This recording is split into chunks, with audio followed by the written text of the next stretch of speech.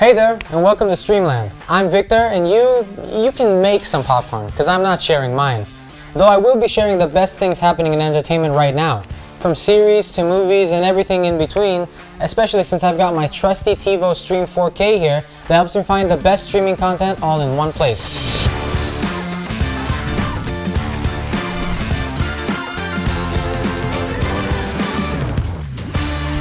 By the time I'm done, you'll finally know what to watch this week and what to look forward to. Now, this is a story all about how my life got flipped, turned upside down, and I'd like to take a minute, just sit right there, and let you know the fresh Prince of Bel-Air is back on TV. You're not ready for this trailer. You couldn't be ready for this trailer. Here I was just scrolling through Instagram when Will Smith popped up in my feed.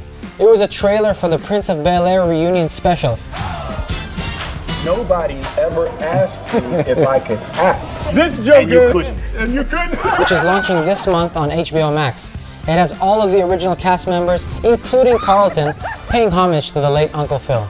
And now let's talk about the thing we're not supposed to talk about, since everyone is talking about it. And it's kind of like the elephant in the room.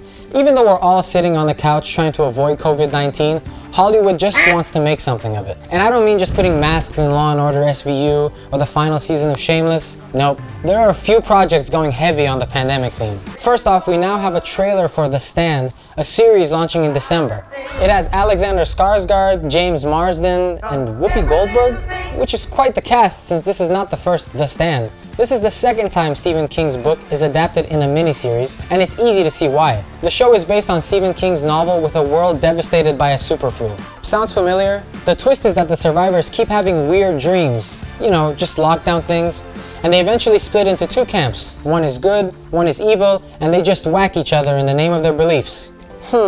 Not subtle enough for you?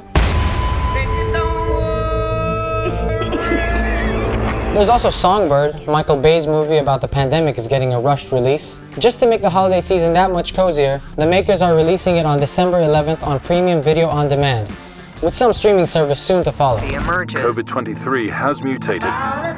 Beginning thermal scan. Thermal scan normal. A horrifying new development New today. data confirms the virus attacks the brain tissue. Songbird started filming this spring in LA. It shows the world 3 years from now with COVID-23 attacking the brain. Don't ask why, it's Michael Bay. Still, if you're into disaster movies, this one is as fresh as can be. And it has a fun Easter egg that you might have missed. Pay close attention to that billboard. See it? Yep, Songbird wants to be so 2020 that the trailer includes an advertisement for that insane LG Wing phone. This is my message to you. I know you're in there. But enough about that.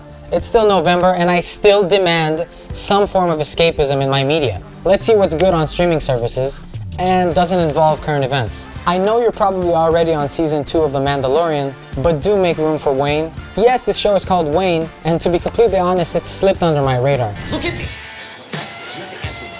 I'll also take that bike lock and that aluminum bat.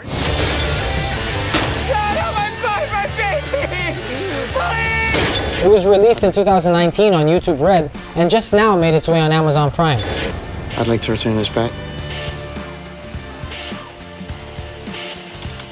I don't even know how to describe it. I'd say it's like the end of the f***ing world, pardon my French, but a lot more violent and seriously funny, in a very dark and twisted way. I think someone on Twitter said it's like Trailer Park Batman with a punk soundtrack, and that's a pretty accurate description actually. It's a road trip show with a troubled kid who just wants his dad's car back and won't back down from anything. Since it's written by the guys behind Deadpool, it's full of dark humor and some unpredictable twists. But what's more shocking about it is the total lack of online buzz. Okay, it was on YouTube Red and I'm not paying for that, but still, is no one paying for it? Is that why Wayne got to us so late? Well, hopefully the release on Prime and the new viewers will give it a chance at a second season, because it's now on my list of top shows this year and will probably be on yours too. And since Wayne slipped under my radar, I want to make sure that the good stuff doesn't get lost in the noise.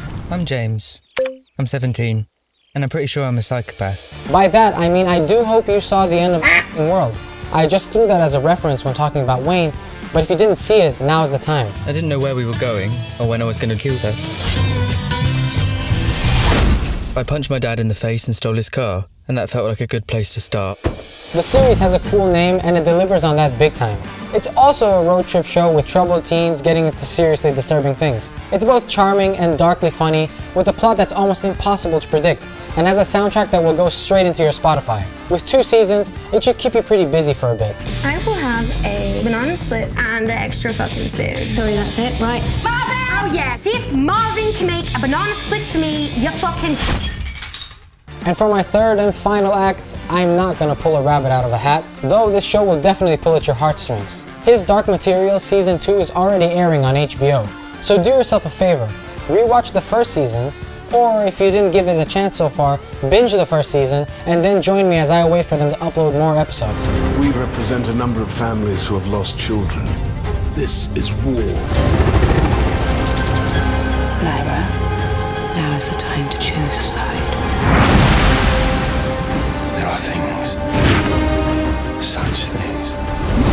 Why am I so important to her? Once the path sees the possibilities. This show is based on a very popular series of young adult books, but there's nothing childish about it. Yeah, it's charming in a Harry Potter kind of way, which goes great in this gloomy weather, but there's a lot more to the story. His Dark Materials takes place in a world where people's souls take the shape of animals. Then it examines how religious institutions try to cement their power by manipulating this phenomenon. Just trust me on this one. After all, why do the endless scroll through Netflix, Hulu, Prime, and all the other apps? If you subscribe to Streamland, I'll do the work and bring you the very best content every week on the clock. Make sure you hit that bell button to get notified though. Until next time, I really want to know, what's the most underrated show you know and what's so special about it? Thanks for watching, and see you around.